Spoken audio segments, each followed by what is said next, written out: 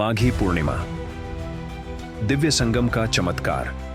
संगम की पावन बेला प्रयागराज का संगम तट, जहां गंगा, यमुना और अदृश्य सरस्वती की धाराएं मिल रही थीं, भोर के उजाले में एक अद्भुत आभा से दमक रहा था।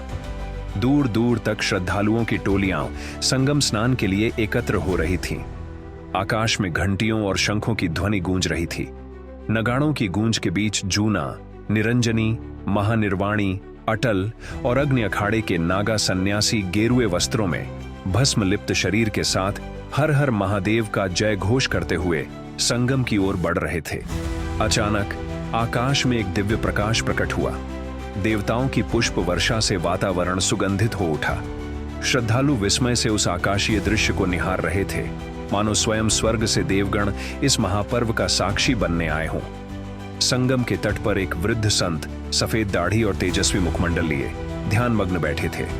उनके पास खड़ा उनका युवा शिष्य पूछ रहा था, गुरुवर, यह माघी पूर्णिमा इतनी विशेष क्यों है?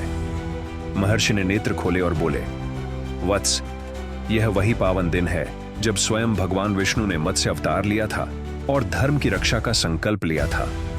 इस दिन गंगा स्नान से समस्त पाप धुल जाते हैं और मोक्ष की प्राप्ति होती है।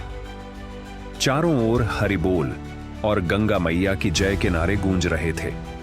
श्रद्धालु अपने परिवारों के साथ स्नान कर रहे थे, जल में हाथ जोड़कर प्रार्थना कर रहे थे और दीपदान कर रहे थे।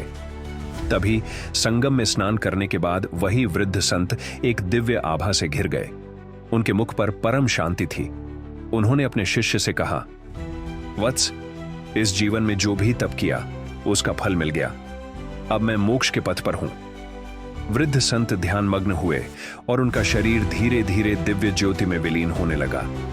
गंगा की लहरों ने उन्हें अपनी गोद में समा लिया और संगम तट पर उपस्थित सभी श्रद्धालु इस अलौकिक घटना को देखकर स्तब्ध रह गए। शिष्य ने अपने गुरुवर के चरणों में प्रणाम किया और कहा, मैंने आज समझा कि माघी पूर्णिमा केवल एक पर्व नहीं, बल्कि मोक्ष का द्वार है।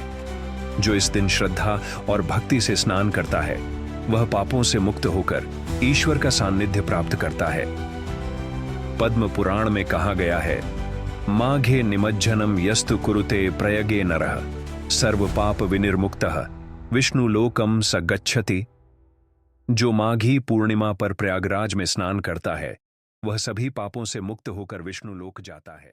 आप में से जो भी महाकुंभ मेला गए हो, अपना नाम लिखें। जो नहीं गए, वे हर हर गंगे लिखें और हमारे साथ जुड़े रहने के लिए चैनल को सब्सक्राइब करें।